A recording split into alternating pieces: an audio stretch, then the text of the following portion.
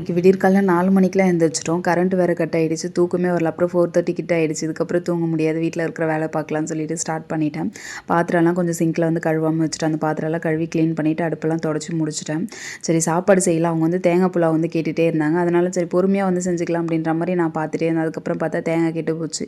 அதுக்கப்புறம் பிளானே வந்து மாற்றியாச்சு. ஜீரா ரைஸ் பண்ணிக்கலாம்னு சொல்லிட்டு ரெடி பண்ணிட்டு இருக்கேன். ஜீரா ரைஸ்க்கு வந்து யாருமே வந்து தேங்காய் பால் வந்து போட மாட்டாங்க.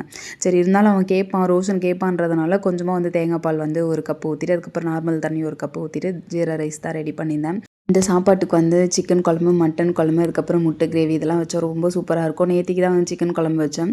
அதனால் வந்து பிளான் மாற்றிட்டு முட்டை வந்து இருந்தது. அதை வந்து முட்டை தொக்கு மாதிரி பண்ணிக்கலாம்னு சொல்லிட்டு அதையுமே வந்து ரெடி பண்ணிட்டேன்.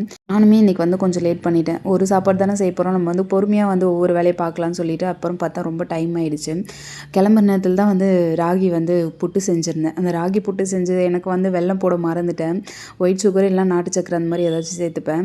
தேங்காய் துருவல் மட்டும் தான் போட்டு கொடுத்துருக்கேன். எனக்கு ஞாபகமே இல்லை சுத்தமாக. அவங்களுக்கு ஸ்நாக்ஸ்க்கு எதுவுமே செய்யவே இல்லை. இருக்கிறத வச்சு கொடுத்து அனுப்பிச்சிட்டு அவங்க எப்படி சாப்பிட்டுட்டு வீட்டுக்கு எடுத்துகிட்டு வராங்க என்னன்னு தெரியல.